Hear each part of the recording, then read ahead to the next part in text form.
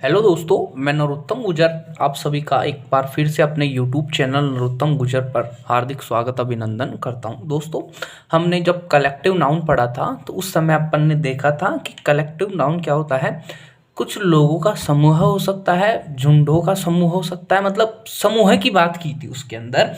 फिर अपन उसी टॉपिक को थोड़ा सा प्रोनाउन से रिलेट कर कर देखते हैं। जैसे देखो, उस समय अपन ने देखा था कि कलेक्टिव नाउन के अंदर कलेक्टिव नाउन में अपन जैसे एग्जाम्पल के रूप में देखे थे, जैसे जूरी हो गया, आर्मी हो गया, फ्लीट हो गया, क्रू हो गया, बहुत सारे ऐसे वर्ड देखे थे। अपन ने देखा था ना, उस समय मैंने आपको बताया था कि जब इनका प्रयोग किसी एक समूह को दर्शाने के लिए, यानी कि एक सम्मत जब, जैसे मान लो आपका कोई ग्रुप बना हुआ है, आपकी क्लास का ग्रुप है या आपके परिवार का ग्रुप है, अगर वो किसी मत पर या बोल सकते हैं किसी पॉइंट पर विचार रखते हैं या विषय पर विचार रखते हैं, अगर उनका सभी का विचार एक सहमत है तो उस समय अपन सिंगुलर वर्ब का प्रयोग करते हैं। क्या करते हैं? सिंगुलर वर्ब का प्रयोग करते हैं। अगर मान लो उन सारों के जो मुद्दे हैं या निर्णय बोल सकते हैं या विचार हैं वो अलग अलग हो, यानी कि सेपरेट हो, तो उस स्थिति में अपन प्लूरल वर्ब का क्या करते हैं? प्रयोग करते हैं। ये अपन ने पहले देख लिया है। तो इसी बात को अपन प्रोनाउन में रिलेट करते हुए आज की क्लास में हम देखने वाले हैं कि देखो, यदि किसी कलेक्टिव नाउन का प्रयोग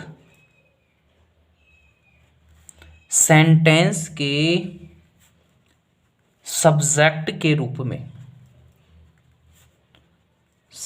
के रूप में हो तथा इससे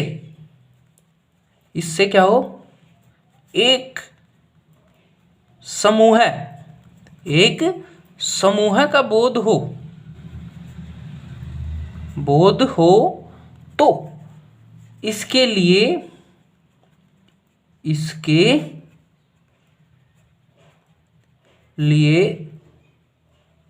सिंगुलर प्रोनाउन या सिंगुलर एडजेक्टिव जैसे बोल सकते हैं इट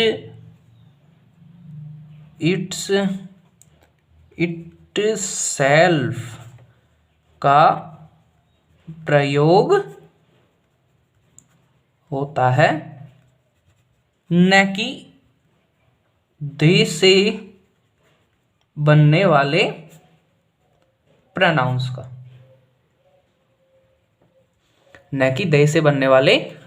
का। आप समझ भी गए होंगे क्यों?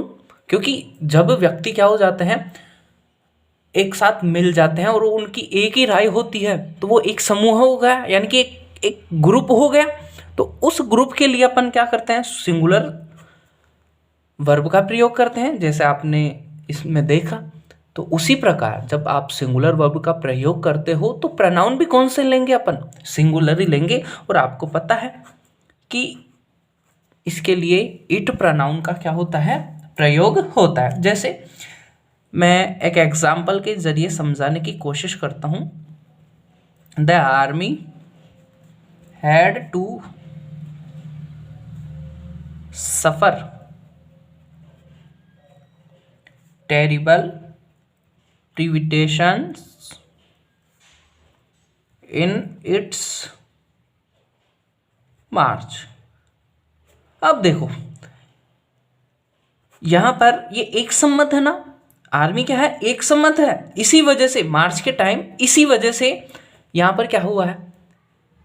इट्स सिंगुलर प्रोनाउन का प्रयोग हुआ है। अब देखो, जो एग्जामिनर होता है वो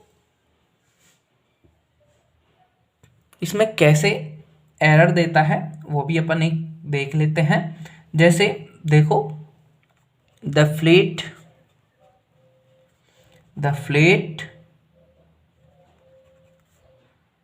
will reach their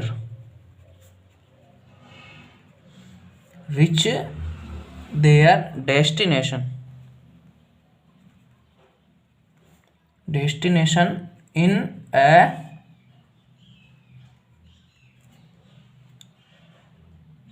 week। जो पूरा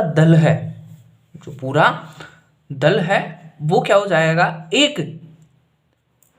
एक सप्ताह में उनके स्थानों पर, डेस्टिनेशन दूरी जगहों पर पहुंच जाएगा। ऐसे थोड़े होता, सारे एक साथ पहुंचेंगे ना, सारे क्या होंगे, एक साथ, एक सम्मत है ना। इसी वजह से यहां पर देयर का प्रयोग ना होकर क्या होगा, इट्स का प्रयोग होगा। क्या होगा, इट्स का प्रयोग होगा। अब देखो, इसी से संबंधित जो नेक्स्ट नियम है, देखो, यदि किसी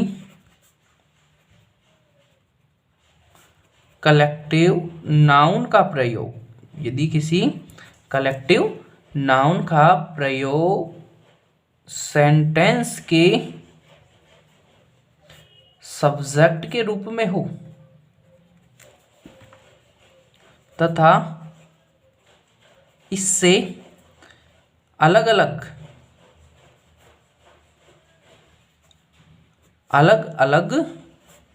का बोध हो, तो इसके लिए क्या करते हैं, प्लूरल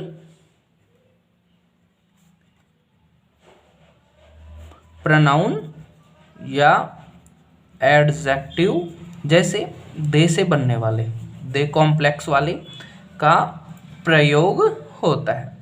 किसका होता है, दे प्रोनाउन वाले, है ना, कॉम्प्लेक्स का प्रयोग होता है। अब देखने की कोशिश करना, जैसे the committee decided the matter without leaving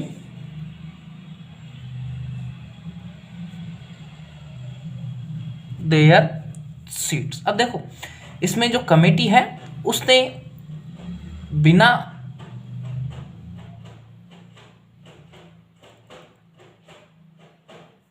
अपनी सीट छोड़े मैटर को निश्चित कर लिया, यानी कि उन्होंने सबने अलग अलग राय देकर, जैसे द